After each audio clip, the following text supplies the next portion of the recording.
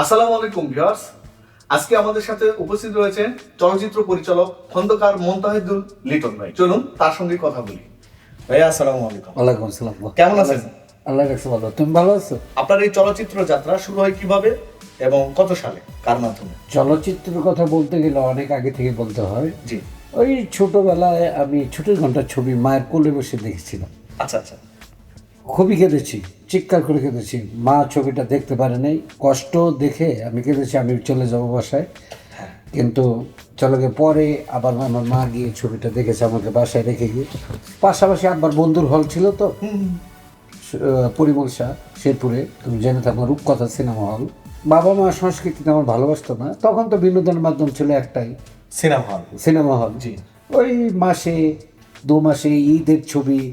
তারপর দেখতে দেখতে আমি এই পর্যন্ত বাংলাদেশে এমন কোনো ছবি নেই 2000 সাল পর্যন্ত যে আমার দেখা। 2008 সাল, বিশেষ করে মান্না ভাই যতদিন বেঁচে ছিল, জি। মান্না ভাইয়ের কিছু কিছু ছবি দেখেই আমি ছবির প্রতি করি। আমি আনন্দমোহন কলেজ থেকে ডিগ্রি পাস করেছি। জি। প্রিলিমিনারি দেওয়ার পর ল করার ইচ্ছা ছিল, কিন্তু সংস্কৃতি কালচার আমার অনেক আগে থেকেই, ছোটোবেলা এই ক্লাস 10 থেকে আমি পিটির টিচার ছিলাম। জি। পিটির টিচার থেকে আমি অনেকজনকে, আমার সবাইকে আমি পিটি করেছি, আমার ব্যাটসম্যানদের পিটি করেছি। আমি একটা স্কুলে টিচিং করতাম ফিজিক্যাল টিচার হিসাবে। জি জি। তারপর স্থানীয় শিল্পকলায় আমি নৃত্যে অনার্স কিন্তু। এবং নায়ক রুবেল ভাই, এখন যে এই নায়ক রুবেল ভাইয়ের যে মোহাম্মদ আলী প্রধান অ্যাসিস্ট্যান্ট ছিল, তার কাছে আমি মার্শাল আর্টে কিন্তু আমি জুনিয়র ব্ল্যাক বেল্ট আচ্ছা। অনেক আগে মোহাম্মদ আলীর কাছ থেকে।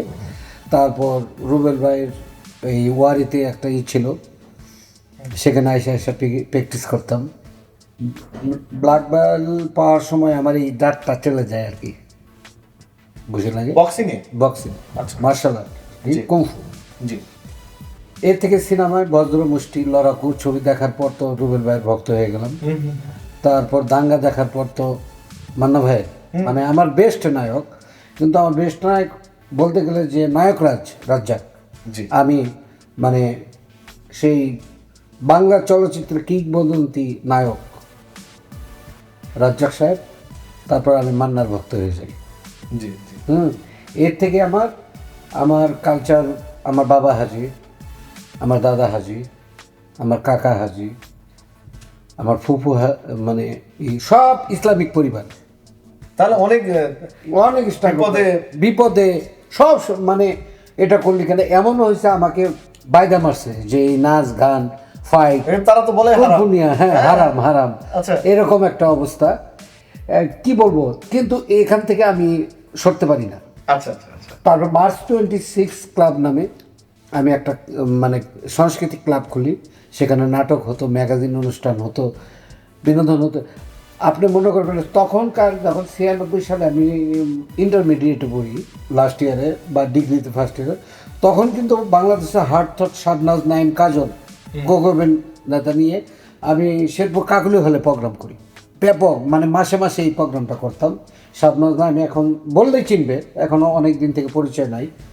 তারপর আমি এক প্রকার চাকরি বাকরি বাদ দিয়ে, টিচিং বাদ দিয়ে আমি পালায় ঢাকায় আসি।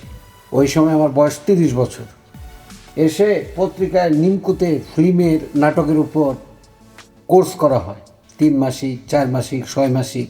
আমি ক্যামেরার উপর কোচিং করি, ব্রডকাস্টের টিভিতে কোচিং করি, নাট্যকলায় কোর্স করি, তারপর ফিল্ম এবং মিডিয়ায় আমি ডিপ্লোমা করি। বাহ, দারুণ দারুণ। এখানে আমি ছাত্র হিসাবে ভালো ছিলাম না কখনোই, কিন্তু এই লাইনে আমি ফার্স্ট হয়ে আসছি। Good, very good. এবং স্ক্রিপ্ট রাইটিং হিসাবে আমি অন্যের ছবি বানাই না। 9 সালে আমার মহানাতে চাকরি হয়ে গেল, ওখানকার হয়ে মারুফ নেওয়াজ স্যার, আমার মনে আছে। আমার ঢাকায় থাকার জায়গা ছিল না, আমার অনেক আত্মীয় স্বজন ছিল, সেখানেও আমি থাকতে পারি নাই। আমি রেল লাইনের বস্তিতে, অনেকে অনেক কথা বলে ফিল্ম করে, রেল লাইনের বস্তিতে ছোট্ট একটা কুড়ে ঘরে। তার মানে চলচ্চিত্রকে এত ঘৃণার চোখে দেখা হয় হ্যাঁ, ফ্যামিলিতে। সেই ঘর থেকে এইভাবে আমি আসছি।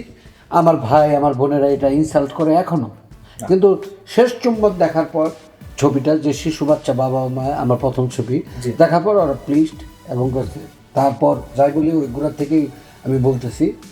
তারপর আমি এখান থেকে পালাই এসে আমি রেল লাইনের বস্তিতে, আমি একজন এজিএম এর ছেলে, প্রিন্সিপাল, সোনালী ব্যাংকের প্রিন্সিপালের ছেলে। আমার মা একজন টিচার, জি। বাবা একজন প্রিন্সিপাল অফিসার, হাই ব্যাকগ্রাউন্ড হ্যাঁ হ্যাঁ, বোন লয়ার, হ্যাঁ, ছোট ভাই সেই সময় ম্যানেজার ছিল ব্যাংকের, এখন সে ডিজিএম পর্যায়ে আছে এশিয়ান ব্যাংকে। তাহলে তো আপনার উচ্চশিক্ষিত পরিবার। না, একটা সম্পূর্ণ আমার দাদা থেকে, জি। আমার দাদা থেকে। শেরপুর গিয়ে খন্দকার বাড়ি বললে চিনবে না এমন কেউ নেই, শেরপুর শহরে, পৌরসভার ভিতরে। জি। গরিবুল্লাহ আমার দাদার নাম, গর্ব করি, প্রাউড ফিল করি আমার দাদার জন্য। সে গ্রেটার অফ ময়মনসিংহ অঞ্চলে শিক্ষক সমিতির সভাপতি ছিল। আমার মহানাতে চাকরি হয়ে যায়, তখন আমার বাবা মানুষকে বলতো আমার ছেলের আজকে সাক্ষাৎকার আছে, আমার ছেলের আজকে টক শো আছে মহানাতে। আমি যাওয়ার সময় চাকরি করি। চাকরি করার পর ফট করে জাজ মাল্টিমিডিয়ার যে তৎকালীন ওই সিও শীষ মনোয়ার, জি। সে এলাকার আমার ছোট ভাই, কিন্তু এখানে সিও পোস্টে। আমি ওখান থেকে মহানার থেকে ভালোবাসার রং যখন ছবি হয়, আমার অ্যাক্টিভিটিস আমার প্রোগ্রাম থেকে এখানে মিডিয়া ম্যানেজার হিসাবে আমাকে নিয়োগ দেয় জাজে, অর্থাৎ জাজ মাল্টিমিডিয়ার। জাজ মাল্টিমিডিয়ায় আমি 2012 সালে ঢুকি। আচ্ছা, হ্যাঁ, কত বছর কাজ করেছেন জাজ মাল্টিমিডিয়া? 6 বছরের কাছাকাছি, 5.5 বছর জি। এরকম। ধরেন ওখানে অ্যাঞ্জেলা জোলি আমার হাতে, তারপর মিষ্টি জান্নাত, জি। হ্যাঁ, আমার আরও অনেক নায়িকা আছে, আমি ওদের নাম বলতে চাই না, যারা এখন মোটামুটি একটা ভালো ক্যারিয়ারে আছে। ক্যারিয়ারে আছে, ওরা অনেক বড় হয়ে গেছে। ফারিয়ার সাথে মহানাতে একসাথে চাকরি করেছি। ফারিয়া গুড আর্টিস্ট, হ্যাঁ, কিন্তু আমার ছবি করে নাই। কিন্তু আমার ছবির পিছনের গল্প বলবো, আমার যে শেষ চুম্বনের গল্প। আপনি সহকারী পরিচালক হিসাবে কাজ করেছেন কয়টি চলচ্চিত্রে? আমি সহকারী না, আমি প্রচুর বই পড়েছি বিদেশি আচ্ছা, ফিল্মের উপর, স্ক্রিপ্টের উপর। মানে চলচ্চিত্র সহকারী হিসেবে না, কাজ করেন নাই? কাজ করেছি আখতারুজ্জামান স্যারের সাথে সুবর্ণা রেখার দিকে। ওই চলচ্চিত্রে হ্যাঁ, কাজ করেন? ওই শুটিং চলাকালীন সময়ে তিনি মারা যায়। তো আখতারুজ্জামান স্যার কিন্তু আলোচিত একজন পরিচালক, হয়তো এখন তোমরা নতুন নতুন, উনি কিন্তু পোকামাকড় গর্ভসূতির পরিচালক, ফেরারি বসন্ত পরিচালক, হ্যাঁ, মানে অফ ট্র্যাকের ছবিগুলো। অফ ট্র্যাকের ছবিগুলো করতে, অফ ট্র্যাকের ভিতরে আমার অনেক কিছু ছিল। আচ্ছা, এটা করেছে। তারপর আমি এই 3-4টা কোর্স করি 1 বছর। কিন্তু মারুফ নেওয়াজ স্যার পুরা কৃতিত্ব, সে আমাকে ওখানে থাকতে দিয়েছে ডরমিটরে, যে তুমি এখানে থাকলে ভালো করবে, তুমি এখানে থাকো। আমার অবস্থা থেকে ক্লাসে আসতে হইতো, যেহেতু বাবা মা টাকা পাঠাইতো না, কিন্তু মা গোপনে গোপনে টাকা পাঠায়। মায়ের মানে ভালোবাসা বা সহানুভূতি অন্যরকম, যেটা ভাষায় প্রকাশ করা যায় না। এখনো পরিচালক হিসেবে ওই শেরপুরে আমি তেমন পরিচয় দিই না, আমি কাজ করি, সবাই এখন জানে আমি পরিচালক। আপনি সর্বমোট কতগুলো চলচ্চিত্র নির্মাণ করেছেন? আমি নির্মাণ করেছি 2টো চলচ্চিত্র, আর একটা ফ্লোরে আছে, 90% কাজ শেষ, 2টো গান বাকি আছে। আমার প্রথম ছবি শেষ চুম্বন, দ্বিতীয় ছবি 2 ঘন্টা 10 মিনিট, টাইম কোডের উপরে ছবি। এই ছবিটা সেন্সর হয়ে আছে, রিলিজের পথে আছে। শাপলা মিডিয়ার চলচ্চিত্র। হ্যাঁ, শাপলা মিডিয়ার ছবি। এখন বৈষম্য ছাত্র আন্দোলনে কি হয়েছে এটা সবাই জানে।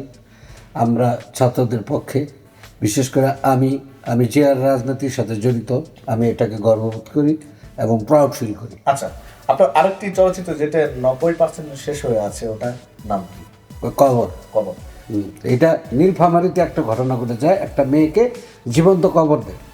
এই ঘটনার উপরে ছবিটা নির্মাণ করা। কিন্তু এই ছবিটা নির্মাণের সময় এই আগে আমার বাবা মা চলে গেছে, ছবিটা লেন্দি হচ্ছে। বাংলা চলচ্চিত্র দর্শকদের উদ্দেশ্যে বলুন, ক্যামেরার দিকে তাকিয়ে। দর্শক মন্ডলী, যারা আমার শেষ চুম্বন ছবি দেখেছেন, আমি কোন ট্র্যাকের পরিচালক, আমি অফ ট্র্যাকও বানাবো, মালদাঙ্গাও বানাবো। কিন্তু সবচেয়ে বড় কথা, আপনারা এখন সিনেমা হল উন্নত হচ্ছে দিন দিন, হলে আসুন, ছবি দেখুন। আমাদের চলচ্চিত্রটাকে বাঁচাতে গেলে আপনাদের প্রয়োজন। ধন্যবাদ সবাই। চ্যানেলটি সাবস্ক্রাইব করে আমাদের পাশে থাকুন। আসসালামু আলাইকুম।